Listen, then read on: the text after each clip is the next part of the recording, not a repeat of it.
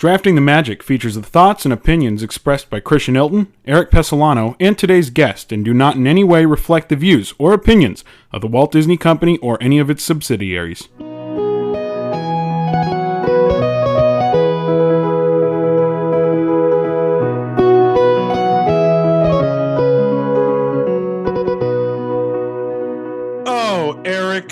It feels like it was just a week ago when you beat me for how many times in a row it's been, but it's been a while, Eric, but we're finally back.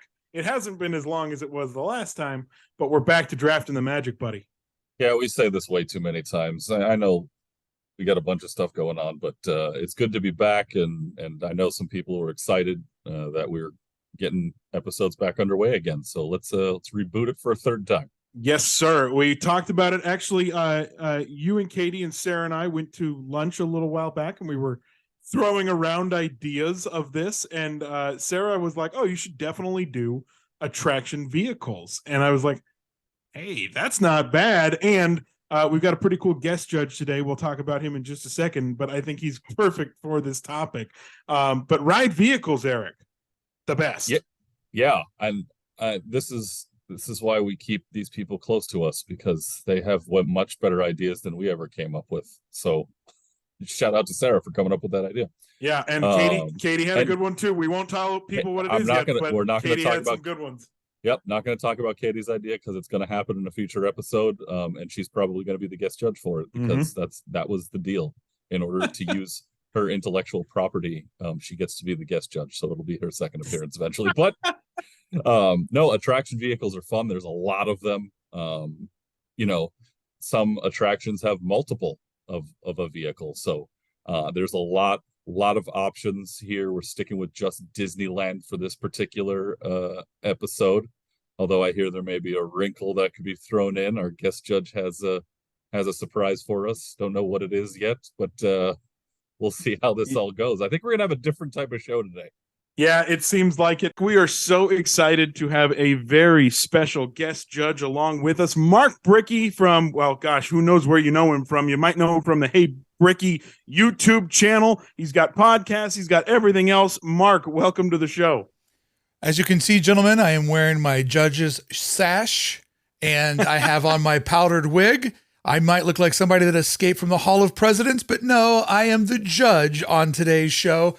So bring on these drafts. And I will tell you right now, when I think of the best vehicle, right, the best attraction vehicle at Disneyland, there is one that reigns above all others. And at the end of this, I will tell you why one of them is the best one. Oh boy. In stereo, me and Christian. Oh, boy. Oh, hopefully one of us select it and very early. I am a little concerned right out of the gate, Mark, because you referenced the Hall of Presidents, which I know is one of Christian's favorite things of all time. And while it's not eligible to be selected today, we're always looking to butter up the judge. So there's my first detriment to myself. But I have to say, the Hall of Presidents ride vehicle is absolutely sick. It is one of the best ones ever. A nice comfy chair. I love it. Christian, you're trying to get off the schneid here. You got a bit of a losing streak, so I don't know. How you feeling today? Not great, to be honest, but especially because you have the first overall pick. But we have seen that means absolutely nothing in the past, especially on all the episodes I've lost. So you never know. We might change things up a little bit, but I'm excited, and I think Mark is a very qualified Disney judge in this case.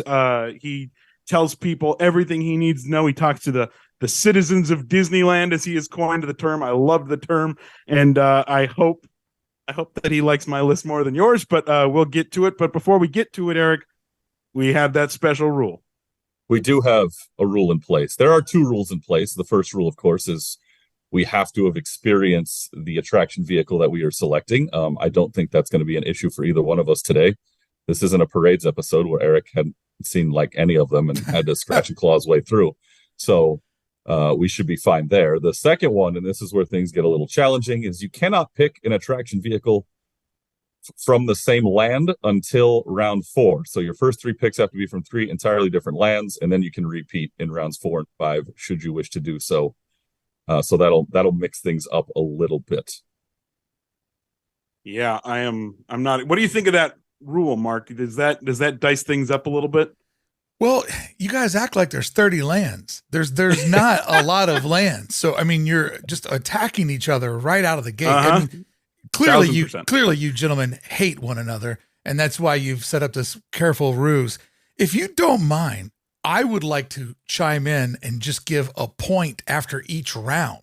I would love to just go right in and dissect it along the way. Bring in the audience with us, guiding them to where it wants to go until we get to that fourth Kingslayer round where it's literally like, look, dude, I'm going to step on your throat and take the one that you didn't take from, say, I don't know, everybody's favorite land, Critter Country. Yeah. We'll see if a Critter Country attraction gets currently selected. One ride vehicle. Currently one. And I might have a little story about that at the end of this. We'll see if anybody takes it. But Erik, why don't we start it off? You are in the beautiful position of having the first pick. So let's get to this drafting the magic draft of the ride vehicles in Disneyland Park. Okay, I'm struggling with the first one out of the gate. I've got two that I've gone back and forth with ever since I created my list a little bit more than a day and a half ago when I was really digging into this. Quarterback or running back? Go ahead. We're in that situation. Yes. Quarterback or running back? Which one are you going to take? That's exactly the comparison I'm looking for right here. It's who's going to get me the most points, or in this case, the 1 point I need in this first round. I've got one that was that debuted around the time that I first started going to Disneyland regularly as a kid. I've got one that opened recently. So it's which one do we go with? And I'm going to go with, I think, the one that is the highest rated attraction, and the vehicle itself was state of the art when it first came up. I'm going with the one that came out when I was a kid. I'm taking the Jeep from Indiana Jones at number one. I knew it. I love the footage of them testing out that Jeep where they're just riding around in a warehouse, and it looks so ridiculous without all the sculpting around it. That's some of my favorite old park footage. That stuff makes it so much better to know that that's what they had to go through to get where they are. And I mean, we're talking about, where you sit in the ride vehicle moves independent of what's actually moving along the track. And that's something we'd never really seen before in the world. And for as much as it bounces around, it's a pretty smooth experience. And, the way it moves along the track too, it's got onboard music also. Or onboard audio. And your own when you lighting? Mix all those things in. Yeah, its own lighting. Yeah, you got the headlights on there and everything. And I just think when you add all those things up, I think it has to go number one. And I'm hoping to God that my number two pick is still there, but we'll see what Christian does. But I got to go Indiana Jones at number one. As soon as somebody mentions that ride vehicle to me, I hear, hello, hello. It's like, that's the first Are you thing there? There are times when my friends will come over or we'll meet somewhere and I see them and I go, friends, I celebrate your arrival. and it's just, it's one of those things that just sticks in the back of your mind. And gosh, you hope they're an Indiana Jones person or they don't understand that reference at all. And they just think you're speaking all old timey. That is a great first pick. And when I first kind of figured the thoughts on this, I thought I might go Indy. But then I thought back to being a little kid. So this is not a recent attraction that opened. So I'm not going to take, I think, your next pick, Erik. But I'm going to go to Fantasyland, and I'm going to go on opening day to Peter Pan's Flight and board a beautiful ship that flies you through the sky. You have a lot of history over at Peter Pan's Flight. And honestly, when thinking about this, that there are things that I can ride a Jeep anywhere, right? I can ride a car anywhere. If we were going to go over to Disney California Adventure, it might not have eyes on it, but I can ride a car. Flying a boat through the sky is unparalleled. And so that is why Peter Pan's Flight's boats are my number one pick in this draft. What do you think of that, Mark? Here we go. So the Peter Pan boat comes in so hard. I love that it's a short ride. And they're like, we're going to make it even shorter because it's going to stop on a dime when you come back in. All right. This is really, really tough Because what Erik did was he removed one of the best ride vehicles off the board. By taking Indiana Jones's Jeep, he immediately removed the benches from the Tiki Room because Adventureland is now gone. And I know one of you wanted to pick the bench from the Tiki Room. What a sweet ride vehicle. So Jungle Cruise boat out on round one. And the Indiana Jones ride vehicle, I think Indiana Jones will be looked at historically as the bridge between the old Disneyland to the new Disneyland. It's when technology really started to develop. It's when storytelling was poured into every piece. It is a fantastic ride vehicle. Now, you chose, Christian, the Peter Pan sailing ship, the little boat that you get in that takes off. There's not a ride better to pick. The last minute, you stand in line for Peter Pan at 11:58 p.m. You do it any hours before then, you're an idiot. It's 11:58 p.m. That's the best way you say goodbye to the magic. However, Christian, I cannot give you the point because there is a superior ride vehicle in Fantasyland that you struck out on. You never know. Erik might not touch it. We'll see. You had one chance to go in for the top QB. And what did you do? You went with the backup QB. You didn't go with the top guy. He went QB2. QB2. So I have to give it over to Erik because he chose Indiana Jones. I mean, taking the Jungle Cruise boat off it's pretty iconic. It's another opening day classic. But Christian, you were so close to greatness. So close to greatness. Oh man. All right. 1-0. Erik's stunning. lead. So Fantasyland is tough for me, right? Because I worked there for so long that I know those things intricately, and I may have some other thoughts than maybe the general public may think about it and steer me clear. But hopefully, I can redeem myself with that a little bit later. The other one good thing about the Peter Pan's flight boats that maybe we didn't mention, they are ever so slightly, but some of the only ride vehicles that are padded. That's true. Because that hard come in, they knew that they're going to break children's necks. When you slam into that final left turn at the end of the man, oh man, it comes in so hot. And I love it's like, guys, you couldn't have put an extra 5 seconds on that turn. Like, no, we have to keep this under a tight 90 seconds. We got to get you in and out of here. Got to be efficient. Christian said I have history over there. You can interchange history and PTSD pretty easily. It's all the same. Yeah, it's all the same. All right, let's move on to round two. I'm glad my other pick is still there. So I'm going to go ahead and grab it while I can. So I went with a little nostalgia with the first pick. I'm going to go with a little bit more into the future here and a lot more technologically sound, and another ride that's very smooth, and one that can go backwards, and one that can go forwards, and one that attaches to a drop shaft, and one that does all these things. That is one of the most revolutionary ride vehicles in history. And that, of course, is the First Order fleet transport at Star Wars Rise of the Resistance. I'm taking that at number 2. It doesn't jerk you around a ton, which I had concerns about when I first boarded it. I like that you can, the beginning of the attraction, right? When it first launches, you don't know if you're going forward or backwards sometimes. It has so many different intangibles of what it can do and how it can move that I think it's not too terribly uncomfortable. It's a little tight, but it's not uncomfortable. So I'm going with Rise of the Resistance at number 2. Probe droid. That's what I hear as soon as I see that ride vehicle in my mind. Oh, so good. And it is a good ride, and the ride vehicle very smooth. But again, a droid drives you around. That's kind of cool. Not the first time. Just gonna say, there's another droid that flies something else elsewhere. But that's not important, even though it doesn't belong in Tomorrowland, because there's a whole land dedicated to Star Wars Galaxy's Edge, and you'd think Star Tours would be over there. But anyway, not important. Mark, what do you think of that attraction pick?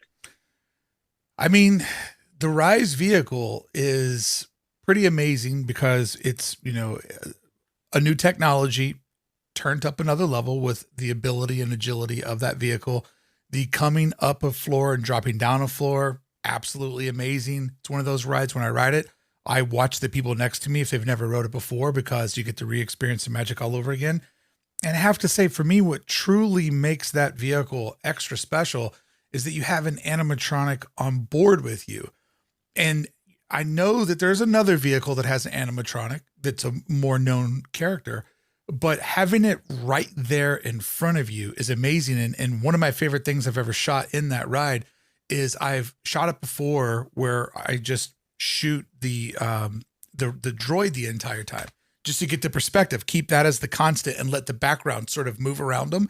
And when you really just focus on the droid's experience, you realize how many different paths that goes on. So it's not looking good, Christian. It's not looking good. What do you got for me? I knew I wanted to piggyback off what Mark just said about the droid itself, because, you know, the difference between, and cat's out of the bag here, we're talking about the droid compared to C-3PO right now at Star Tours. C-3PO is anchored, basically, right? He's not remote. He's not on a vehicle that's going somewhere away from, you know, where he's plugged in, essentially. It's moving. This droid at Rise is moving with the vehicle through the whole attraction and is moving around and doing things like that. I'm so glad you brought it up because it was one of the points I was going to make. You're also sharing 3PO with 50 other people. If you're in is it the red or blue seat? If you're in one of those two colors, you're in the front row of Rise, and I mean, you can literally touch the droid. I mean, nobody ever tells you not to touch them when you get into the vehicle. Like, it's probably the most accessible animatronic that we have at the parks. And, you know, I'm sure when they were looking over the budgets, like, do we really need to put a robot on the vehicle? And they decided that they did, because it would have been much cheaper not to have that little guy spinning around. And there's somebody who's listening right now who's like, his name is RJK4821. And like, I don't know what his name is. Sorry, nerd. But I just know that I love him. Oh, this is why I'm so glad Mark is on this episode, because Mark tells it how it is. If you've ever seen any of his content. Okay. Well, first off, you said it's not looking good, Mark. I knew that before the episode started. So I'm not really, you act like I should be, you know, down right now. No, I'm just coming into it as expected. It's fine. So I am going to go in a very different direction than Erik did in round 2. Erik did certainly functionality, and the high techness. I am going to go nostalgia and iconicism. Is that a word? I just made it a word. So there we go. And when you go to the Haunted Mansion and hop inside your Doom buggy, that is one of the most iconic attraction vehicles that Disney has. And is it the coolest thing? No. Does it have any function besides just having the bar come back to you? No, it doesn't have a droid attached to it. But that attractions ride vehicle was, I guess, one of the first to really steer your direction as to where you should be looking throughout the attraction. And it's iconic and everybody loves it. I'm going with the Doom buggy here in round 2. Doom buggy definitely is an icon. And one of the things I enjoy most about that ride vehicle is that they went out of their way to paint it a matte black. And also, if you feel the surface of it, it's porous. It's not smooth. And they went out of their way to make it as dark as possible, because if it was high gloss and it was slick, it would reflect whatever little light is in all the different showrooms. And we all know that one of the things that makes the Haunted Mansion so great is the force perspective of the Omnimover that's always spinning us around, but it's also the complete control of the lighting, so that we always know to look into the light to get whatever story that we're going to look at. This is where I'm torn here. The Doom buggy is by far a more iconic ride. However, it's pretty much the same vehicle that we saw over in Tomorrowland with Adventures Through Inner Space. It's not exactly original to the attraction, whereas the Rise vehicle is 100% original and has the animatronic on it. So this comes down to icon versus technology. Not a very easy thing to vote upon. If I look into the hearts of Disney fans, if I think about what means the most to them, they would probably agree that the Rise vehicle offers a better thrill and a better experience with the droid. But the Doom buggy is near and dear everybody's hearts because it symbolizes Disney sort of at its greatest. So I have to say I'm going to go Doom buggy, but this was a very, very hard decision. That's why I showed my math out loud. Wow, I love it. Eric, it's your favorite attraction. What do you think of the Doom Buggy? Well, first of all, it was my next pick on the list. So now the reason, and I know people can't see me because this is a podcast, but I was looking down at my phone, strategizing what I'm going to do next. I love the Doom Buggy, and Christian, I think the point you made in there was the one that, hits the nail on the head about how it swivels to, force you to see what they want you to see. And it was also the first Omnimover ever built. So, again, there's a lot of history there. No, I love the pick because it was going to be my next one. So goodbye you. Yes, sir. Even after 2. Now I got to figure out what the heck I'm going to do right now. So what happens? You have your heart set on that QB and he gets pulled off the list. And you're like, oh man, how am I going to build a team now? Yeah. Pat Mahomes and Josh Allen are off the board. Where am I going to go? There's all of our Disney fans listening to this are like, who? I'm like, what? Who are these characters? I don't know. Let me try this again. I wanted Rob Gronkowski, but I'll go ahead and take Travis Kelce. Now they know who you're talking about. Okay, now we're back. All right. Round with 3. With my third pick, I'm going to an attraction that has a ride vehicle that is different between the two coasts. And I think Disneyland by far has the better version of them. I think it's more comfortable. I think there's a little bit more space. And doggone it, it's the reverse of Splash Mountain, because here you can sit next to your friend. I'm taking the Rocket from Space Mountain because it's another one of those where it doesn't yank, even after all these years, it doesn't yank you around. It's got onboard audio, which has been spruced up over the last few years. It's got to be tight because it's a roller coaster, but it's still pretty spacious considering.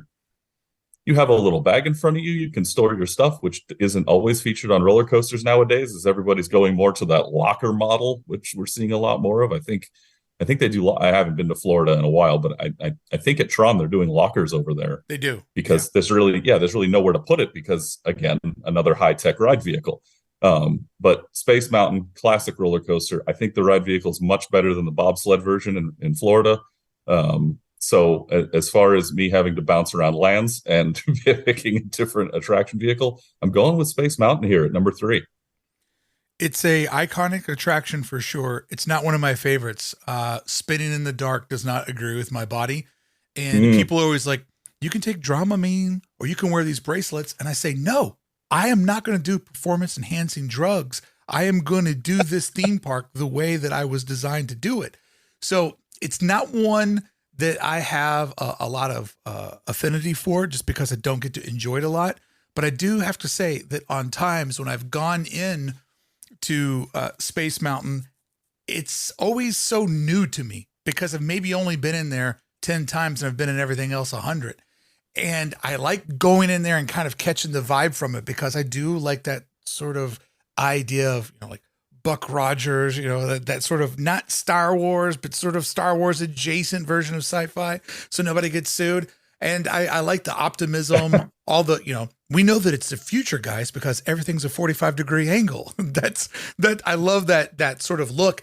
And then when we think about the ride vehicle, it's kind of bubbly, kind of, has kind of these fun accents to it because they're trying to go to 20 so that in the darkness and the speed, it falls back down to 10 and you actually catch the attention of what it looks like. Good vehicle. I do have to say though, when you don't do well in rides like that in Cosmic Rewind or Incredicoaster, all 3 rides that I absolutely cannot physically stand, all 3 of them have speakers in the back of my head, which is basically just the nail in the coffin of like, you already feel sick. Now we're going to play Gloria Estefan Conga in the back of your head and make it 10 times worse. Come on. I'm like, oh, I can't hold on any longer. I'm going to throw up all over myself right now. And so I hate all 3 of these vehicles just pounded in the back of my head. I mean, at least if I could have wrote it when it was playing Red Hot Chili Peppers, that would have made it supporting local music. But don't get me started on the music and headsets. See, and this is where the wrinkle of our show comes into play. We met Mark, moments before we started recording this. We've been friends for 25 and a half minutes now. Exactly. So had had I known you and we were good friends before, I would have known that you hate those things and I would have never picked it. So that's how you know, folks, that this show is real. It's real. It's very real. And yeah, Space Mountain was one of those that I was thinking about the rockets. But when I thought back on it, I was like, is there anything super special? I don't know. But you went with it here in round 3. And now, if I'm counting correctly, there are 3 lands we haven't touched yet.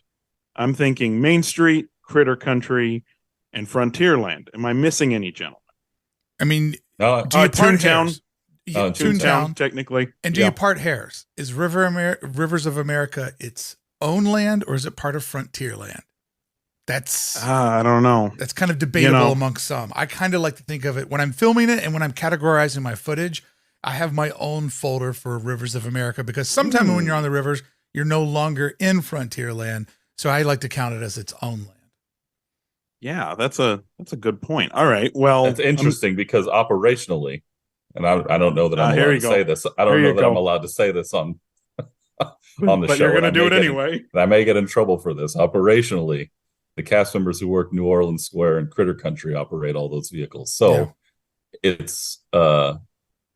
It's interesting. It is a weird gray area. You're right. Where does it land? Is it his own thing? Yeah, when I archive my footage, I have footage divided up by lands. So if I'm making a video and I want to go backwards, I just go into that folder and then I can easily find it. But I have the Disneyland Railroad, the monorail, and Rivers of America in their own folders because in my mind, they go on their own journey. And is the monorail really part of Tomorrowland when you're at the top part of Downtown Disney West? Because there is a Downtown Disney East that's coming. So I've been throwing the West on there. Yes. Yeah. if you haven't watched Mark's videos on the Hey Bricky YouTube, go back, look. He has taken extensive walks around the Anaheim area to all the different things that Disney officially owns. And he even took a walk through the Toy Story parking lot and said, this ain't going to be a Downtown Disney East. No. This is going to be a theme park. And so you're going to have to go that, Mark. I thoroughly enjoyed that episode because I've gone back and back in my times as a cast member. And even still, I looked at that parking lot and said, what are we doing here? Yeah. To be determined. And I've created a niche of content where I'm a theme park, YouTuber that makes videos in parking lots that are nowhere near theme parks. Like everybody else is like, check out the new candy apple, the new Spirit Jersey. I'm like walking through the desert at Catino and I'm like, guys, they're going to build a hotel right here. I'm standing in the middle of a lagoon 8 years from now. Like I do really stupid things with my time and some people watch. Appreciate you. Hey, you're the big business operational mindset person that we love. Well, you know what people don't love? They don't love big business mind operational because they want to know about the new candy apple because I'm doing horrible, but I'm doing what I love. So what are you going to do? Hey, some of us theme park minds love it. So, okay. So anyway, that was a heck of a tangent that I started. But we're still here in round 3. Yeah. And Erik took Space Mountain, which is a bummer because now I can't take the submarine. Bummer. Oh, no. The submarine almost ruined my life. I was in the submarine. I'm like, if I don't get out of here and if I don't stop the way I'm thinking right now, I might not be able to ever get on an airplane for the rest of my life. And I might have just broken my life because I'm sitting next to Tabitha while she's having a crying fit in a tin can underwater. And I'm feeling like I'm going to die right now.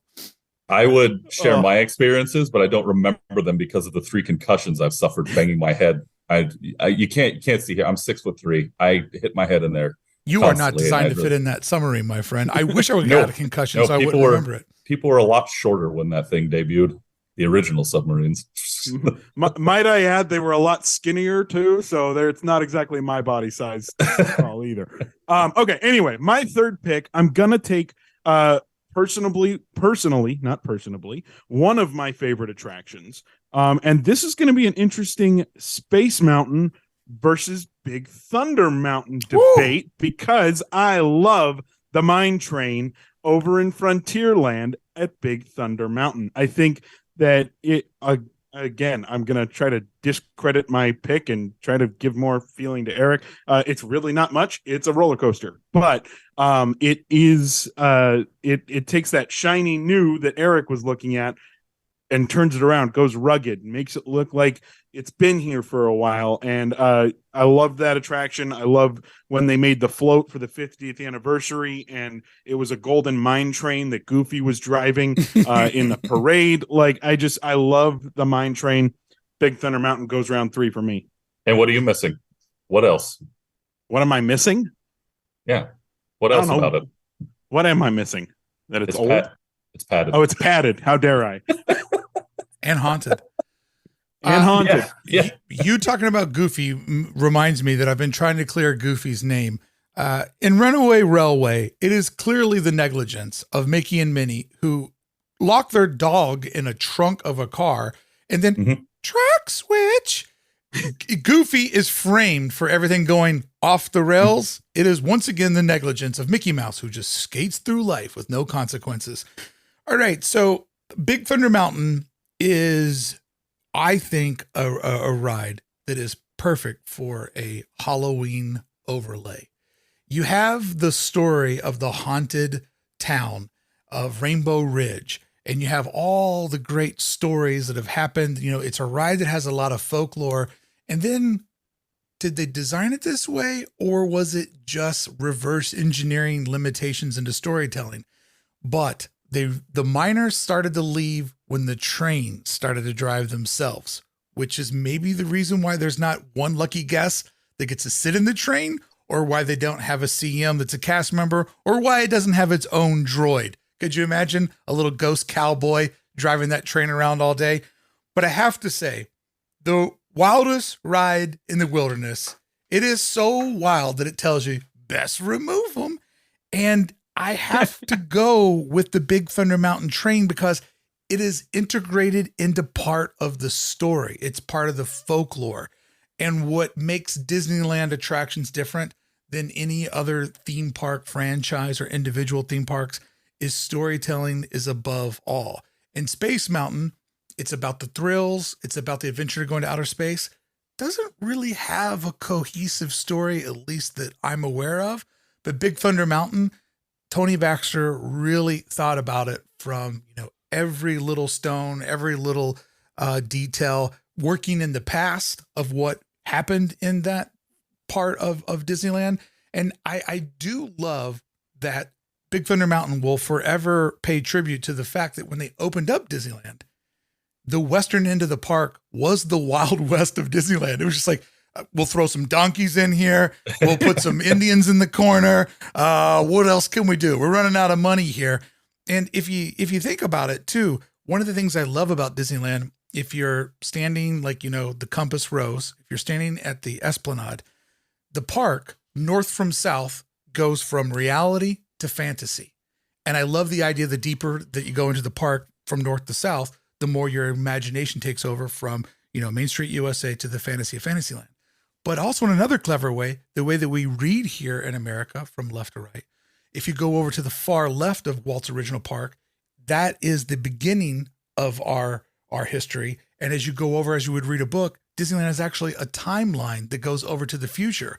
So I love that it goes in time from left to right and from emotion from north to south. Just kind of one of those little weird things, like, did they plan it that way? Or is it just poetic to look back at it that way? Or am I just an excellent bullshitter? Decide in the comments below. This is why I want to walk around the park with Mark one day. But I want to get out ahead of the Disney fans listening that are going to kill me for this. I'm pretty sure Goofy didn't drive that parade float, that it was Peter Pan driving the Big Thunder Mountain. I'm thinking Main Street Electrical Parade of Goofy. I got it. I realize I was wrong. Move on. Okay. How dare you, sir? How dare you get one fact wrong? Because people at home are like, actually, Bricky, did you know when Toontown opened up, Roger Rabbit wasn't ready yet? You got one wrong. Oh my gosh. I love it. Eric, we are chugging right along here to round 4, free of the little rule that we set on ourselves. Chains are broken. Oh, right. Now it's free game. I can go wherever I want now, and I'm going to Fantasyland. So I'm gonna take my all-time favorite Fantasyland attraction vehicle and attraction of all time. Let me turn the steering wheel myself, even though it's not doing anything. It still makes me feel like I'm driving. I'm going with the Roadster in Mr. Toad's Wild Ride. I love that thing. A, it's padded. B, you can sit there and you can hang on to the steering wheel and drive through everything, or at least think you are. And watching little kids do that when they can barely reach the steering wheel themselves, but they want the thrill of it. And then you could sit, right next to them and watch them try to reach and act like I love everything about that ride vehicle. And of course, it's called a wild ride. So the car basically is the attraction itself and everything around it. So give me Mr. Toad at number 4. Give me that nostalgia and let me drive my own Roadster. I mean, Mr. Toad was the Donald Trump of his time because he loves branding himself. You know how Trump put his name on every building? Toad has his head sculpted on every single thing in Toad Manor. Why? Because that's how you know that he's rich. I think that it's funny that kids that have no idea who Mr. Toad is, to me, the storyline is like, hey, kids, drink and drive and you'll go to hell. Because that's basically the storyline if you don't know who Toad is. As a Disney park enthusiast and somebody who enjoys the history of it, there is always part of my mind, though, that goes, I really like Mr. Toad's Wild Ride. And I think that it's probably pretty safe for a while. But there's that part of my brain that's like, what would have been like if they would have went with the other side of the coin? And that would have been a Sleepy Hollow attraction. I always try to imagine how different that would have made things, would have made it as good. And would I be like, well, it's fun to ride those horses, but guys, imagine if it was in Mr. Toad. So, I mean, that's part of the imagination of it. I do like that the vehicles come in different colors. I'm very particular to the black one. I think that it looks just so sleek and murdered out. And then I also love that some genius was like, what if we put one of those in front of Flo's and put spider legs on it? So I just love that when you see a little Disneyland over in DCA, like for example, when you go over to the Critter Roundup there and they got a little mural that pays tribute to Big Thunder Mountain and the goat. I just love, and who's really a ram? Why do Disney fans care about the rules? Sometimes not others. I just love the cross park synergy. Mr. Toad's Wild Ride is pretty awesome. And I was just out of Magic Kingdom last week and they really love torturing MK fans. They got the Toad's Wild Ride popcorn bucket first, just to remind everybody that they murdered Toad. And then for their Mickey's Not So Scary Halloween party, they had a big Mr. Toad like vignette that you could get your photo taken in. I'm like, they really just love being like, hey, remember when we took Toad and just slit his little throat and took him out of the park, even though the hardcore fans showed up and protested? Hopefully Toad lives on for a long time in Fantasyland. It's going to be a hard one to beat, Christian, but for everybody who's listening at home, if Christian does somehow beat Erik in this round, then we will be at 2-2, which means they will have to pick one ride at random from DCA for the tiebreaker, as I'm not only the judge, but I am the one who makes his own rules. Oh my gosh, I love it. First off, I know all about the protesting because I got to close down Tower of Terror and open up Guardians. And trust me, I know about the protesters. They come out in force. We had a incident. Anyway, not important. Gosh, I'm going to make a lot of Disney people angry right now, but it's what I do on this show, I've learned. I don't need Mr. Toad. I don't ever need to go on that ride again. Like, wow. It is just, it's okay. I don't know. It's just me. And I do love all the nods in Magic Kingdom's Winnie the Pooh ride to the Mr. Toad ride. I love that they did that. Again, a little more like salt in the wound of, hey, remember what we took from you? Yeah. We're going to make you fly to Disneyland to see this character. Ha ha! And that's how they make a bunch more money. So, oh my gosh, round 4. I'm trying to think. No pressure. No pressure. Yeah, you made that very clear. I'm going to go. Gosh, I'm genuinely stumped right here. And unlike Erik, I didn't write anything down. I'm doing this off the seat of my pants. And I am going to go. The raft that takes you to Tom Sawyer's Island. Thought about it. Just because I want to dig up a burnt down dinosaur or dragon or whatever Maleficent was at the time. Okay, well, here we go. And I'm going to live and die with this decision. But when I think of the attraction vehicles themselves, there is one that I think is very cool. Now, do I think this ride is cool? No, I don't. I used to. It was my favorite as a kid because I would go to Tomorrowland and I would get to hold a blaster in my hand on Buzz Lightyear Astro Blasters. And so I'm going to take a wild pick here, go there. Listen, it's not Toy Story Mania, and it needs to go probably. But when I think of the ride vehicle itself, you can turn it yourself. You can interact with an attraction. Everybody knows I love the interaction of it. I know I probably didn't just best Mr. Toad, but you know what? I'm doing this for me and what I can think of, and I'm going Buzz Lightyear in round 4. All right, Buzz Lightyear. Very disappointing ride. One of my least favorite rides. But you bring up a great point. The joystick, not the Astro Blaster, because who knows if it even works. Oh, yeah.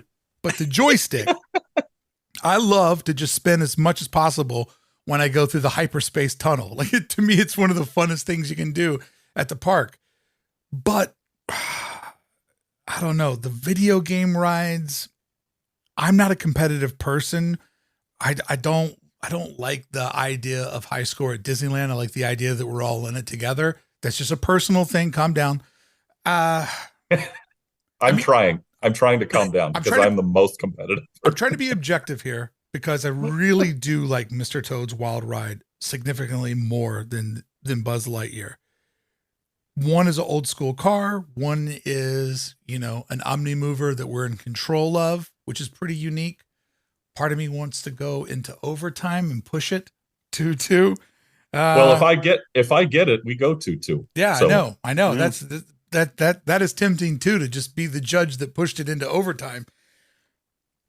I think I am going to go with Toad just because if it comes down to my personal preference, it's about Toad.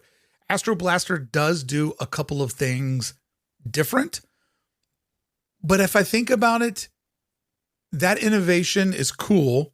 There's other gameplay rides as well, but I don't know that I've ever seen anybody jacked up about an Astro Blaster ride vehicle popcorn bucket, or I've never seen any fandom behind it. Like it kind of lives and dies. And yeah, I know that it has the distinct privilege of, I think, being the only attraction that exists in every single Disney park, or at least it did at one point, because it's just probably that cheap to build and quote unquote that fun to play. But I think if I go for what Disney does better and the nostalgia and what's in the hearts of most fans, I go with Mr. Toad. Now, before I send the boys across the Esplanade over to DCA for our game-winning pick any land, pick any attraction, write it down on paper. If they pick the same one, we go again. So it's not you go, I go. It has to be written down. It has to be submitted, Jeopardy style. I want to tell you the ride vehicle that I think that you missed out on. Oh, here we go. So when you guys told me that this is what we are doing, I said, I immediately needed to know what is the best ride vehicle. Like I need to know what number one is so I can pare everything down. When I think about what Disney does uniquely is its storytelling. And it's also taking the stories from the big screen and letting people live inside of that world. And I thought about the ride vehicles, and I thought about one vehicle in particular where the ride vehicle is the icon. It is the story. And if you could probably have one ride vehicle to display in your home or your office, it would probably be this vehicle, because the vehicle itself is an icon for the park. It's in nearly every commercial. It's in nearly every vacation video they make. It's the one when you see a kid spinning on it, it puts that little weird lump in the back of your throat. I don't know why this is emotional, but it is. I think the Dumbo, the flying elephant, going back from the opening of the park till now, it's the icon. The ride is the actual vehicle. It all happens in that vehicle. And I know it's just a flat ride. I know it's just a spinner, but man, oh man, the magic of seeing those elephants fly is really the magic of Disney. And so I have to say that a lot of them are more technical, and a lot of them might mean more to you as far as ride experience. But as far as a vehicle being an icon, there is no bigger icon in Disney parks than the Dumbo. That's pretty good. I was just on that attraction on Wednesday night. And I had the privilege of, I did this myself. This was not put upon me. I said I was going to sit in Dumbo ahead of my wife and child so I could turn around and film them. Hell yeah. And I'm still spinning because I was looking backwards on that attraction And for looking 2 through a minutes. camera. Yeah. But that is a good spot. So, all right, I'm excited for this overtime round, Eric. It's not going to be, it's going to be interesting how we do this. But yeah, no, Dumbo's, and I mean, can we all remember when Darth Vader was driving Dumbo? Like, so sick. The greatest, right. greatest commercial ever. And knowing what I know from somebody who works with Disney, it was probably not easy to convince the different branches of the company of, can we put a Star Wars character in a theme park ride? Like, there was probably a lot of negotiation that went on behind the curtain to make that magic moment. But man, I'm so glad that Legal and the Suits let that be, because what an iconic commercial of Vader just ripping Fantasyland. Like, it instantly makes everybody so giddy and happy. Oh, I love it. I'll be a fly on the wall in those meetings. Oh my goodness. I am a fly on those wall, and it's not fun. Yeah. All right, Bricky, we're going to give you the opportunity to outline our official overtime thing here. You already our first ever overtime, sudden death. So here we go. This is how we should do it. Christian, do you have anything to write down in front of you, or do you have your iPhone where you can write something in your notes I got app? my phone with me. Yeah. So in your notes app, and Eric, you have a piece of paper in front of you, your old school? I've already written down what I'm taking, and it's in my notes app. Okay. So I would like for each of you to write it in your notes app, because I think maybe to make the game a little bit more fair, the draft should snake, because clearly Eric had the leading advantage every time here, especially as we're pulling lands off the board. But I'd like for you each to put in your notes app what you think the best ride vehicle of DCA is. And if you have the same one, then we're going to go into double overtime, unlike the stupid NFL that goes, we gave you 10 more minutes and you couldn't figure it out, idiots. Because nothing more fun than looking at all the teams that have, two numbers, 14 and 2. And then the other team that has 7 and 8 and 1. You're like, what in the hell is that? So, Christian, I'll let you show it first, because Eric's been showboating and going first this whole time. Mm-hmm. What did you write into your notes app? I haven't yet. I'm thinking about this. I'll show my hand so I'm not. Yes. My pick. Oh my gosh! And of course, everyone listening to this at home goes, "Who cares? We can't see you anyway." But we care. Oh man, the best ride vehicle in DCA. You don't even have to write it down, since Eric's already written it down and his hands are up. We can take solitude in knowing that he's doing this the honest way. Best ride vehicle in DCA. It's Disneyland's little brother. It's got a way to go. It's always improving. It's always learning. Falls a little bit short on the magic. But what's the best ride vehicle? All right. Actually, I'm going to do this so that way I'm not changing anything. Oh, yeah, you're holding it. For those people watching at home or listening at home, he is not showing his phone. He has his phone turned around, but he's ready to turn it around as soon as I say my answer. I am... Gosh, part of me thinks Jumpin' Jelly, but I'm not going to go there. I am going to say... Can I say something about Jumpin' Jelly real quick? Go for it. It sucks at Disneyland. But if that was in your backyard, you'd be like, hey, man, check out what my friend has in his backyard. Isn't that so weird how that works? Yeah, like, right? the big sunflower fountain at the edge of downtown Disney West? Who cares? If that was in my backyard, you'd be like, yo, check out Bricky's fountain. It's sick. Like, I always try to imagine things removed from Disney. And you'd be like, dude, he's got this like wild thing in his backyard where you get in a jellyfish and you're like, yells at you, jump, jump, jelly. It's fun as hell. You got to go do it. At Disneyland, you're like, why bother? Who cares? There's not a dark ride at the top of that thing. Surrounding is everything.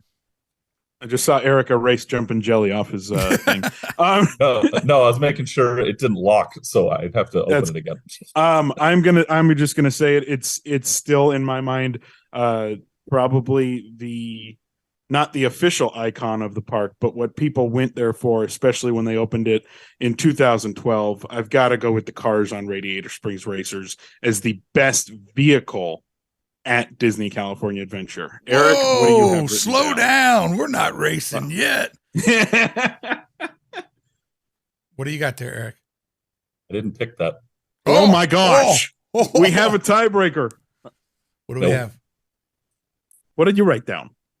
I guess you can just tell us. Himmel's Now- choo-choo train. Now, again, I am mostly about technology. Okay. We talk about an innovation and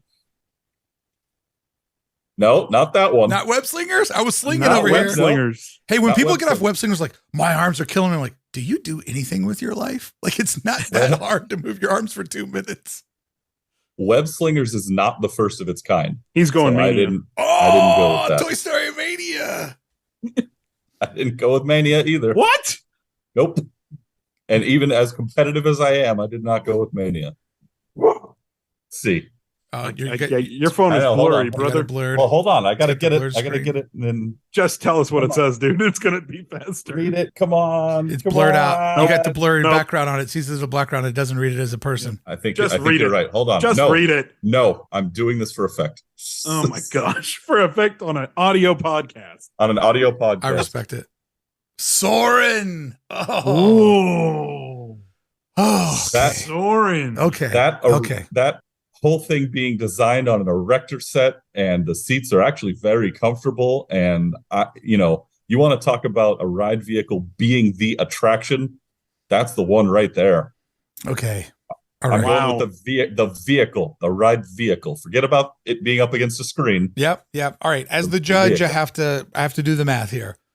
Let's start over with Radiator Racers. You have an icon. You have the cars from the movie, and come to find out, the movie looks just like the land. I call it Cars Land the movie because it looks so much like the land. And I love the parks. Don't watch the movies that much. So whenever I see a movie that I've been in the park, I'm like, whoa, this is really like walking around Radiator Springs. I do it completely backwards. That's my patented way to do it. So you have an icon that I'm sure kids are super pumped when they see what looks like one of the cars pulling by. It's got the eyes in it. I'm a little bit uncertain. How am I supposed to keep my hands up and pull on the yellow thing at the same time? Like, I don't have a third hand to do that. I don't know what sort of sorcery they want me to do when they say that and shine that little dumb flashlight at me. And Cars, Radiator Racers, it's the perfect attraction. It's 3 acts. Taking a casual drive. We're in a dark ride. And then we end with action. 3 acts perfectly distributed. That being said, the innovation for Soaring. And for somebody who wasn't born in California, I had to work very, very hard to move out here. And once me and my wife got everything settled in and we officially lived in California, the first thing that we bought was our annual passes.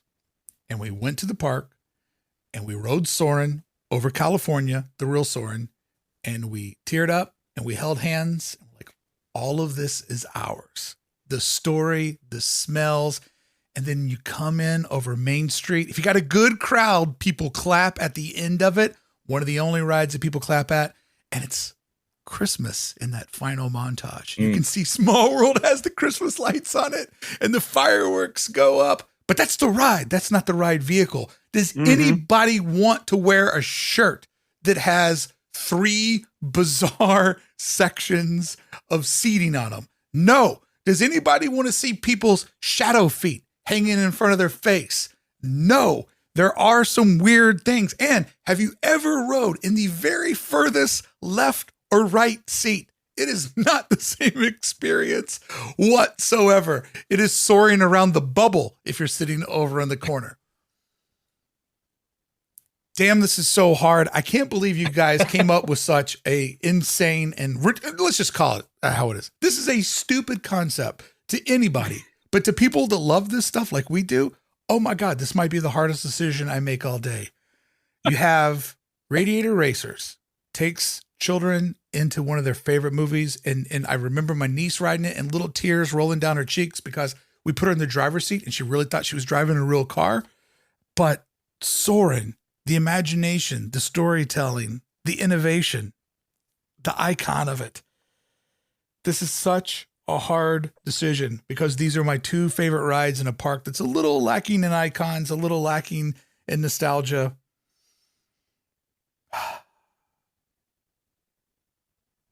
I have to go ask my wife. Oh, I'll be right back. oh, get the my second guest goodness. judge. All right, everybody. So Mark, Dude, has, I am left the room. tightening up. I am tightening up over here. like he just said, for things that people shouldn't care about this much. Boy, do we. This is amazing. This is absolutely amazing. Oh, this is one for the books, buddy. How great has Mark been, by the way? Oh, he's amazing. I mean, if he had the time, I'm sure we could get him in here as maybe, the third competitor. Yeah. Oh, ooh, that'd be fun. Yeah. We're just killing time now, Eric. We'll have him on as a third competitor for our 10th anniversary show, which is probably next week at the rate we've been going. It's top.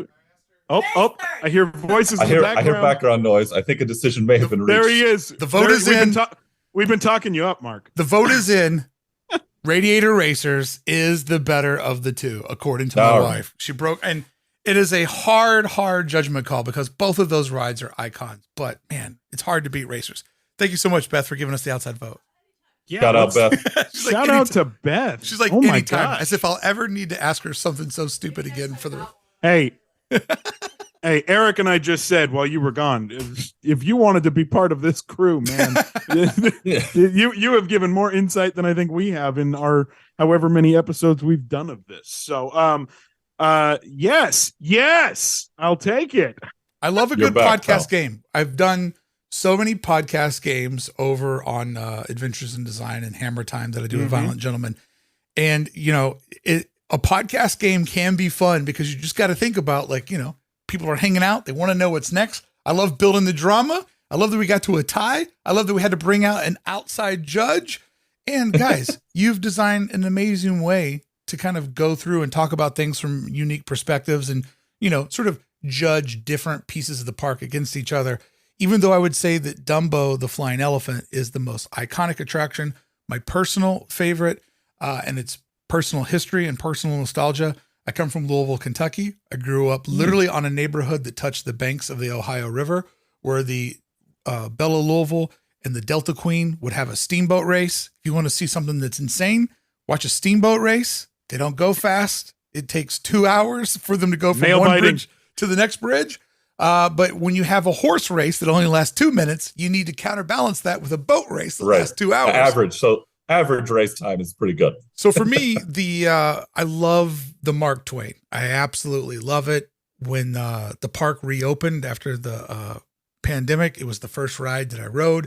And, when I got on the backside and just the music's playing, I just got all choked up. And every time I see the Mark Twain, it reminds me of where I come from and who I am. And I love that it's one of the few places in the park that says what I think they should lean on a lot. Disneyland USA. And I love the parts of the park that make it feel like a real little city. And seeing Disneyland USA in print does absolutely make it feel like a real little city. And those are the details that I get lost in. So thank you so much for having me be a part of this bizarre experience. It was a lot of fun. Hopefully it was fun for people to listen to. This was absolutely wonderful. This has been an episode of firsts. We had our first overtime. We had our first judge come in and say, no, I'm changing the rules on you guys. We need to make this harder. So we appreciate that. You've been absolutely wonderful, and hopefully we get to do this again in the future. Yeah, and I'd like to quote the great Evel Knievel when he got found guilty of smashing a man's hand for writing the truth about him. He said, I just want to say this judge was a fair judge, and this was a fair trial. And then he just walks out of the courthouse. Because a guy went on tour with him, wrote real stories about him, and Evil got so mad that he walked into where the guy worked and smashed his hands with a baseball bat. And then when found guilty, goes, the judge was a fair judge. So all I wanted to do today was be a fair judge. Hey, I think you have been that. I told you at the top I was going to try to get you to give us a little bit of info. What are you working on right now? Tell us about all the cool places people can see you. So that they can learn more about the wild world of Hey Bricky. Yeah, so probably my biggest Disney passion project is my YouTube channel, Hey Bricky. I do a couple of different types of video series. I do a series that I try to release nearly every Saturday called Update, where I essentially kind of walk around the parks and show you all the new things that have happened through the week, but not from a merchandise food perspective, more of like the moving pieces. I always say that I love the Sim City nature of Disneyland. So I look at more things at the cause and effect and sort of the overall evolution of, San Francisco is taking one of the last remaining pieces of Disney 1.0 or DCA 1.0 and adding storytelling and IP. And for everybody goes, Disney never tells any original stories anymore. You put San Francisco in there and it pops. I mean, it is literally taken a dead part of DCA, one of the worst designs of it. Where's Disneyland's food court? It doesn't have one, but DCA does have a food court. And they were able to put some storytelling in there. And, you know, even though they might have went 2 steps too far with making it feel like super overly commercial, it is a vast improvement. So I like to follow that with my update series. Also with Disneyland Forward or the expansion series I walk outside of the park and kind of give you the idea of, okay, they put Skyliner in their proposal that they sent over to the city of Anaheim. If they were going to put a Skyliner at the Disneyland Resort, let's look at a realistic approach. And I am obviously a fan, but I'm also a business person and an entrepreneur. And I've studied Disney's past, which helps me predict their future. So if I tell you, like everyone's, what about the monorail? What about the monorail? I essentially made a video going out of my way to be like, if they did the monorail, here's 2 ways they could do it. But I don't think either one of these ways would be feasible because when you're on the monorail, you're inside of Disneyland. And I don't see them taking the monorail outside of the park. I don't see them adding a second monorail line because then that gets overly confusing. Like you just kind of have to look at all the things that they've done and then make really educated guesses on where they're going. And even if you're halfway wrong, it means you're halfway right. And currently what I'm working on is I was just out of Walt Disney World last week and I shot a ton of footage and I'm making a very, very unique vlog like no one has ever done before. And it's taken a lot of time, but I don't ever try to rush the good times. So I'm comfortable with where it's at. So if people want to go into a different version of Disney on YouTube, I try to make everything feel like a TV show. I'm very, very big on Disney's history and its future, but I'm also very big into storytelling.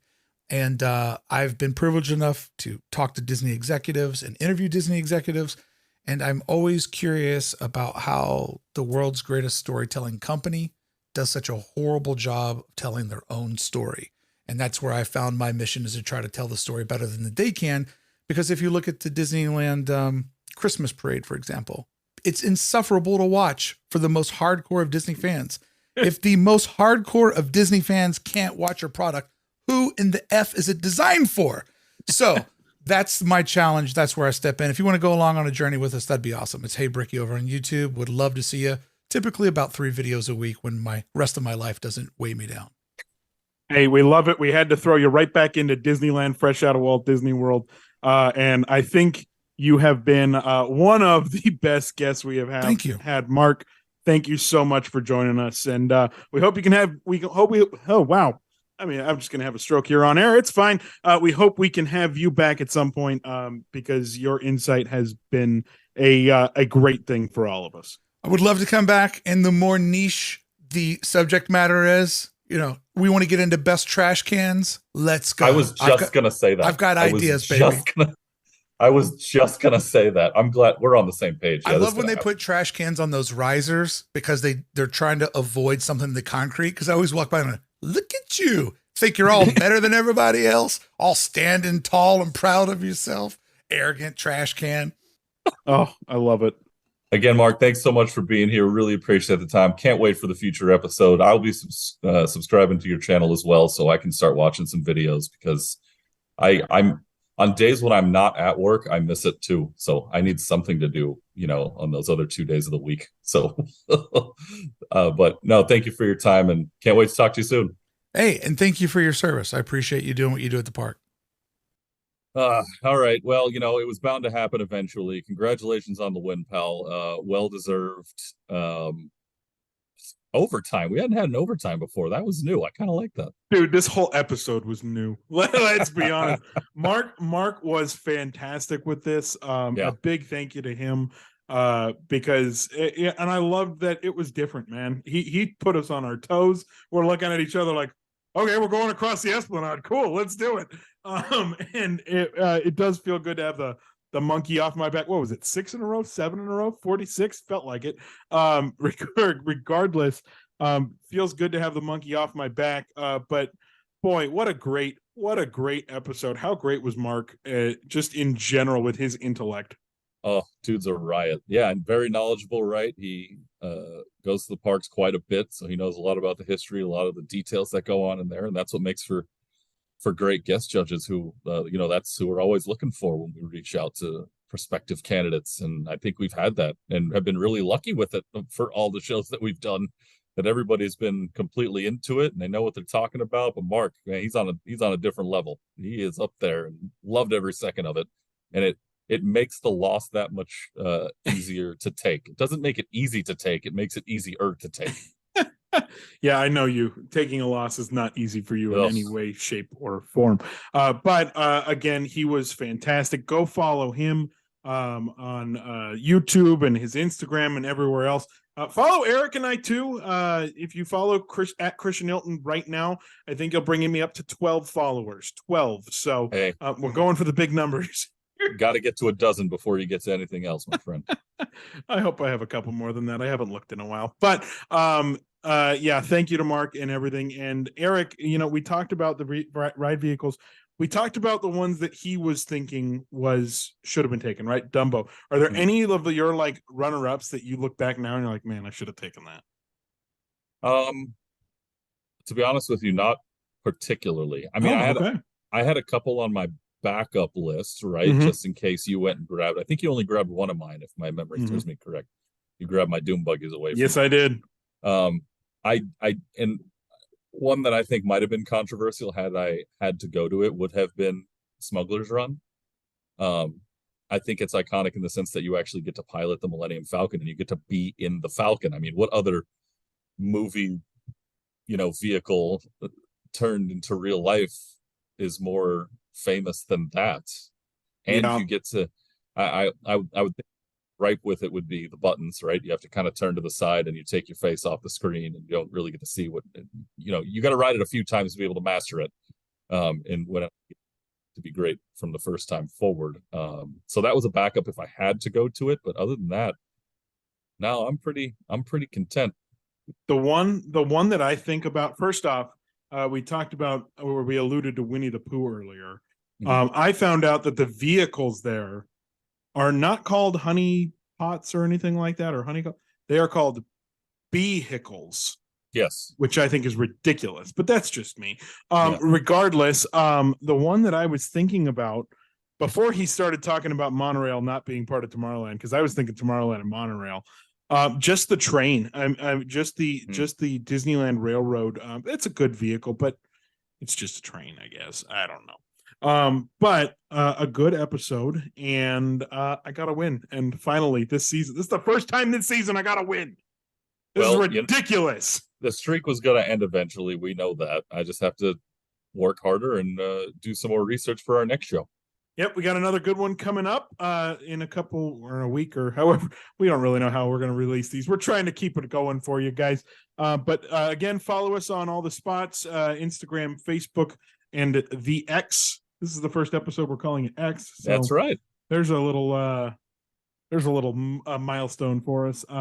But yeah, I got the win, and I'm going for 2 in a row, Erik, because it feels good to win again. I'm coming for you, bro.